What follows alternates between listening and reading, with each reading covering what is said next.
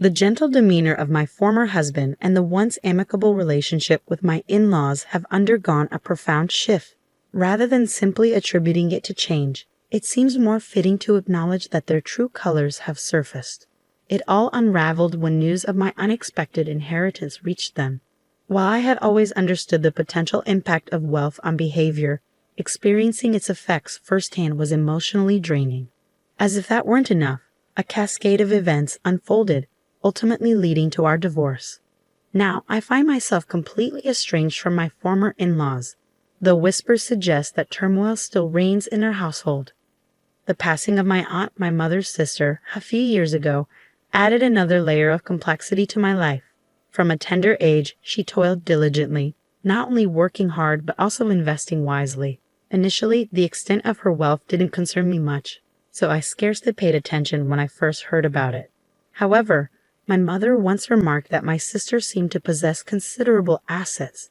Despite this, my aunt remained remarkably frugal, managing her finances with prudence. She exercised restraint, opting to save where possible and allocate her resources judiciously. Her approach to life was reflected in her choices. She preferred preparing her own meals, sourcing ingredients from ordinary supermarkets. Instead of indulging in numerous garments, she favored a select few high-quality pieces, wearing them for years on end. Her values always commanded my admiration and affection. In her era, conventional gender roles dictated that men would labor outside the home while women tended to domestic duties. Yet my aunt defied these norms. With earnings surpassing many men, she encountered disdain. Labeled as assertive or even audacious, unmarried, without children, she charted her own path, unfazed by societal judgment. Considered an anomaly, she remained unperturbed.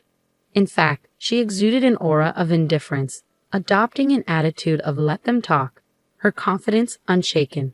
While visiting her one day, as we lounged on the sofa sipping tea, she dropped a bombshell. "If I were to pass away," she began, catching me off guard, "I'd like you to inherit my estate." Startled by her sudden declaration, I inquired about her meaning. With a calm demeanor, she explained, "I'm unmarried, childless. Who else but those who have scorned and underestimated me should inherit my assets? I refuse to let them lay claim to my hard-earned money. I've yet to finalize the paperwork, but I intend to specify you as the sole heir." Her smile belied the seriousness of her words. Upon hearing her wish, I simply nodded, acknowledging that if my aunt desired it, she had every right to arrange her affairs as she saw fit. After all, she was only in her 40s when she broached the subject. The actual day of inheritance seemed distant, perhaps 3 or 4 decades away, a concept difficult to grasp, especially for a high school student like myself who knew little about estates and inheritance. Frankly, I dismissed her words as jest. As years passed, I embarked on marriage and motherhood, consumed by the responsibilities of raising a family and pursuing a career. It was during this busy period that I received word from my mother about my aunt's declining health, coinciding with my younger child's entry into society. Alarmed, I rushed to the hospital where she was reportedly admitted. Upon arrival, I found my aunt looking as spirited as ever. "Who told that child I wasn't feeling well?" she exclaimed, her trademark smile lighting up her face. "That's quite an exaggeration. It's just a routine checkup, nothing to worry about." As you can see, I'm bursting with energy. Her reassuring words eased my anxiety, and I left the hospital reassured that all was well. However, the truth was far grimmer. Her health was rapidly declining, and her brave facade was just that, a facade. The frequent hospital stays were a clear indication of her deteriorating condition. Each visit revealed a stark transformation: hollowed cheeks, thinning arms and neck, and a noticeable frailty. Yet she never wavered in her cheerful demeanor, a testament to her inner strength. The familiar smile she greeted me with remained unchanged from my childhood days. Despite my hopes for her recovery, she eventually succumbed to her illness. At her funeral, attended only by immediate family, regret washed over me. I wish I had visited more frequently or rearranged schedules to create lasting memories together. But such reflections were futile. Regret only surfaced in the aftermath, too late for amends. Even my children, whom she adored, shared in this remorse, lamenting missed opportunities to converse with her. In the midst of grieving, a peculiar brown envelope arrived at my doorstep one day, embossed with a law firm's name. Its contents puzzled me. I couldn't recall any legal matters involving me. Tentatively, I opened the envelope, revealing a list of documents pertaining to my aunt's estate. It was then that I realized her earlier words were not mere jest. I knew I needed to delve deeper into the details, confirming their authenticity. I reached out to the lawyer's office and requested to speak with him. As it turned out, my aunt and the lawyer shared a long-standing friendship, maintaining communication over the years. Following her passing, they sought my input regarding her estate and inheritance. Upon reviewing the total amount presented by the lawyer, I was utterly astounded. Initially expecting a modest sum, perhaps a few million, the reality surpassed my wildest expectations, over 200 million. Confounded by this revelation, I sought counsel from my mother. After conversing with the lawyer, my mother's response came as a surprise. "Relax," she reassured me. "It appears you made your intentions clear as my sister's hair." She approached me about it shortly after your high school graduation, and I assured her that I supported your decision. Her optimistic tone left me taken aback yet comforted by her unwavering support. I found myself restless, grappling with the weight of such a substantial inheritance. My mother, however, offered a simple solution. "Since your aunt took the trouble to leave you the documents," she remarked casually, "why not accept them with gratitude?" Curious, I inquired if she didn't feel entitled to any part of the inheritance. She shared a cautionary tale from our family's past. "Inheritance often sparks familial strife," she explained. "Many years ago, one of my grandmother's brothers passed away without a will. The ensuing chaos, with siblings and their children embroiled in daily disputes over the estate, left scars. But your sister thoughtfully designated you as the inheritor in her documents, didn't she? It wouldn't be right for me to intervene. However, do tread carefully with your in-laws and husband," she added with a nostalgic sigh, reminiscing about bygone days. Despite her advice, I dismissed any concerns, confident that my husband wouldn't fret over such matters. Little did I know, reality would soon veer in an unexpected direction. A few days later, my ex-husband, his demeanor somewhat unsettled, broached the subject. "Could that document from the lawyer's office be related to the estate?" he queried. Surprised, I pondered how he knew about it. Yet, with nothing to hide, I confessed. His eyes sparked with interest, and he wasted no time in probing about the inheritance's magnitude. A sense of unease settled over me as I observed my husband's smug demeanor. Desperate to shift the conversation, I hastily threw out a figure, estimating the inheritance at around $7 million. Yet, his keen intuition detected the disparity, prompting him to press further, insisting on a thorough investigation. Initially, I brushed off his persistence with indifference, but as his inquiries persisted, annoyance crept in. "I've already told you, it's $7 million, I retorted firmly, exasperated by his insistent probing. His demeanor shifted inexplicably the following day, as he began to ignore me altogether. The sudden coldness caught me off guard. Being treated with such indifference was unfamiliar territory. Both of us, driven by pride, maintained our silence, allowing 2 months to pass in strained silence. During this tense period, my former in-laws, typically meticulous about announcing their visits, arrived unannounced. The unexpected appearance left me apprehensive, wondering if something significant had occurred to prompt their sudden visit. "We've heard about your recent inheritance from your aunt, over $100 million, isn't it?" my ex-father-in-law remarked, with my ex-mother-in-law nodding in agreement, her smile wide. "Our home is showing its age, and we've been contemplating renovations. We're proud of our son for marrying someone as wonderful as you. How about we expand the house and include a room for you as well? It's a golden opportunity, don't you think? Why not consider living together?" Their proposal left me reeling. Not only was I astonished that my ex-husband knew the precise amount of my inheritance, but I was also taken aback by my in-laws' audacity in considering using the money for their own benefit. Excitement bubbled between them as they delved into details, discussing upgrades like an island kitchen and making the house more accessible. Unable to contain my dismay, I interjected, "Please refrain from making decisions without consulting me." Undeterred, they continued, mentioning they had already sought a cost estimate. It was evident they were banking on my inheritance, oblivious to the impropriety of their actions. Feeling overwhelmed by the day's events, I struggled to find the right words. Preferring to avoid an emotional outburst, I simply requested that my in-laws leave for the day. Later that evening, when my husband returned from work, I confronted him. Initially evasive, He eventually confessed to snooping through my belongings, discovering the bank book detailing my inheritance. Its usual place was tucked deep inside my dresser, indicating he had thoroughly searched the room. His invasive behavior left me deeply disappointed. I recounted the day's events with his parents, expecting understanding or remorse. Instead, to my astonishment, he justified his actions. As a couple, our finances are shared, he argued. Your inheritance is as much mine as it is yours. It's only logical to use it for renovating my parents' house. In fact, you're in the wrong for concealing the true amount of the inheritance. Despite my attempts to reason with him, my ex-husband remained steadfast in his belief that my parents' actions were justified, placing the blame squarely on me. His insistence on this single incident was exasperating enough.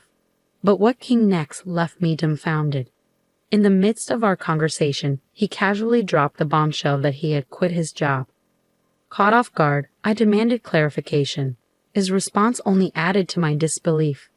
With your newfound wealth, I don't see the need for me to work, he explained nonchalantly. Why subject yourself to the stress and discomfort of a job when we can lead a carefree life, supported by your finances? Renovating my parents' house would elevate your status as their daughter-in-law, bringing only benefits. Why are you so opposed when it's all advantages? His words, delivered with an air of frustration, left me feeling utterly disillusioned. It was clear he was beyond reasoning with. I expressed my willingness to consider the renovation but made it clear that I wouldn't be funding it. This sparked another furious outburst from my ex-husband. The plans are already in motion, he spat angrily. At that point, I ceased to engage, choosing instead to ignore his tirade. The following day, my ex-husband arrived with his parents, asserting that the situation had changed. Changed? You're the one making decisions without consulting me, I retorted, frustration seeping into my voice. Even if I had agreed, why would I be obligated to fund it? This money isn't meant for renovating your parents' house or supporting a son who quit his job without discussion. After all the kindness we've extended to you, and now in light of your newfound wealth, you have the audacity to call me stingy. Disillusioned by their true nature, I declared there was nothing left to discuss and urged them to leave. My ex-husband, sensing the gravity of the situation, panicked. Are you saying we're getting divorced over this? He stammered anxiously. I responded calmly, informing him that we would discuss the matter with a lawyer. With that, I escorted them out and retreated to a business hotel, seeking solace amidst the turmoil. Despite my attempts to sever ties, my ex-husband persisted, bombarding me with messages professing his refusal to accept divorce and insisting he still loved me. I responded with a blunt truth. He likely loved my money, not me, before silencing my phone. The following day, seeking solace and counsel, I turned to my parents, divulging the harrowing events that had unfolded. While they were disappointed, their lack of shock spoke volumes. When the conversation turned to my future, I made it clear that divorce was the only option I entertained. My mother urged me to stand firm, recognizing his reluctance to let go. They also advised me to delve deeper, to uncover any additional wrongdoing. Driven by a need for closure, I engaged a detective agency, uncovering unsettling truths about his nocturnal activities. The discovery, coupled with my personal boundaries, solidified my resolve. Armed with newfound clarity, I sought out a seasoned divorce lawyer, initiating the legal proceedings necessary to untangle myself from my then-husband's grasp. Naturally, my ex-husband didn't take my decision well. It wasn't merely a refusal. He demanded compensation and asset division, insisting, if you want a divorce, pay up. However, when our lawyer clarified that my inheritance didn't qualify as marital assets and thus wasn't subject to division, he vehemently protested, refusing to accept the verdict. When confronted with a hypothetical scenario by the lawyer, if he would share his inherited assets with me, he fell silent, unable to justify his position. Despite the lawyer's efforts to reason with him, my ex-husband remained obstinate. Tears welled in his eyes as he pleaded with me to foot the bill for the renovations. Naturally, I refused, leaving him crestfallen. Later, I learned that he had already completed the renovations, assuming I would foot the bill.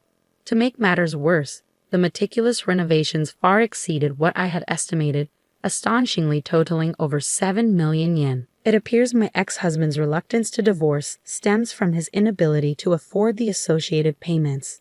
This reinforces my stance that I shouldn't be responsible for funding the renovations of his parents' home, regardless of our marital status. Despite this, he shamelessly attempted to negotiate, proposing that I cover half of the costs. However, his efforts were swiftly thwarted when my lawyer threatened legal action for extortion. Undeterred, my ex-husband's parents took matters into their own hands, appearing unannounced at my family's home. Their unwelcome intrusion escalated into a confrontation, prompting my father to intervene. In their haste to flee, they damaged a potted plant at our entrance, prompting us to involve the police. When the authorities arrived to hear our account, the situation turned violent, resulting in their arrest. Naturally, news of the incident spread throughout the neighborhood, fueling gossip that persisted even after their release. Following these tumultuous events, I shared the details candidly with some of our gossip-prone neighbors, ensuring the audacity of my ex-husband's family became common knowledge throughout the neighborhood. Despite our divorce, my ex-husband persisted in reaching out, professing his love and desire to reconcile. To protect myself, I obtained a restraining order through my lawyer. However, knowing that restraining orders have a limited duration, typically lasting up to 6 months, and considering my ex-husband's disregard for boundaries, I feared potential future retaliation. Consequently, I made the difficult decision to relocate with my parents. Though I grappled with guilt over uprooting them from their familiar surroundings, the safety and security of my family outweighed any other consideration. Given the circumstances and the potential dangers, moving was the only viable option. We made our escape under the cover of night, as if fleeing from imminent danger. Once we settled into our new home, I gathered the children to share the news. Understandably, they were taken aback, but they empathized with my decision, acknowledging, "If that's what you feel is necessary, we support you." Life carried on smoothly thereafter until my worst fears were realized. Despite the restraining order, reports surfaced of my ex-husband lingering around our former family home. A vigilant police officer intervened, questioning him and discovering a small knife concealed in his pocket, leading to his arrest. Upon learning of this alarming incident, the lawyer who had aided me in the divorce revealed that my ex-husband wished to speak with me. The mere thought sent shivers down my spine, prompting me to reflect on the potential danger I had narrowly escaped by relocating. It was a chilling reminder of the importance of taking proactive steps to ensure our safety, even when relying on legal protections. In the end, my ex-husband's release came sooner than expected, as fortunately, no one had been harmed. However, the thought of returning to the site of our former family home filled me with overwhelming fear. For a while, I lost touch with news of my ex's whereabouts. However, a friend residing near his family home kept me informed. According to them, following the completion of the renovation, heated arguments over financial matters erupted almost daily. The echoes of disputes, such as "you took out the loan in your name, so you deal with it," or "this house belongs to our parents, so they should foot the bill," reverberated loudly enough to discern the exact dialogue. Moreover, despite the recent renovations, the unsettling sounds of objects being smashed were all too frequent. On occasion, the police were even summoned to intervene. Amidst the chaos, blame for the divorce was often cast my way or directed at others who had supposedly condoned it. Before the inheritance debacle, our relationship had been relatively amicable, and the bond between my ex-husband and his father had been strong. It's disheartening to witness how money has tainted these once cherished relationships. My mother's words about the transformative power of wealth now ring painfully true. In the midst of the chaos, I overhear my ex-mother-in-law's shrill voice admonishing my ex-husband to find a job already, met with his sharp retort of "shut up." It's evident he's still unemployed, and given his age, prospects for employment seem bleak. With my side of the story out in the open, our messy divorce has become the talk of the neighborhood. People steer clear of my ex's family, fearing they'll be pestered for money. Some even believe that approaching their house could bring bad luck, a notion that I find rather amusing. As for myself, I now reside in a slightly larger rental apartment with my parents. Though they urge me to prioritize my own happiness, thoughts of remarriage hardly cross my mind. I've made peace with the idea of spending the rest of my days alongside them. I harbor a certain apprehension that disclosing my inheritance to a potential partner could lead to a similar transformation as my ex underwent. Furthermore, my lifestyle hasn't changed much. I never indulged in lavish hobbies or extravagant spending. Instead, I intend to utilize my inheritance for the well-being of my parents and myself. whether that means providing for our care in old age or celebrating significant milestones in our family's life, such as weddings or the arrival of grandchildren. The inheritance I received isn't the kind of sum that can be squandered with frivolous spending. It represents the legacy left behind by my esteemed aunt, and I am determined to handle it with the same care and prudence that she demonstrated. Lately, as I've been working part-time, I've also been delving into the world of investments and financial management. It's a complex field that commands respect, and it deepens my admiration for my aunt's astute handling of her finances over the years. While my parents and I lead contented lives, snippets of news occasionally filter through about the precarious situation my ex-husband and his family find themselves in. However, since our divorce, they are now strangers to me. Whatever challenges they may be facing, I hope they find resolution without entangling others in their affairs.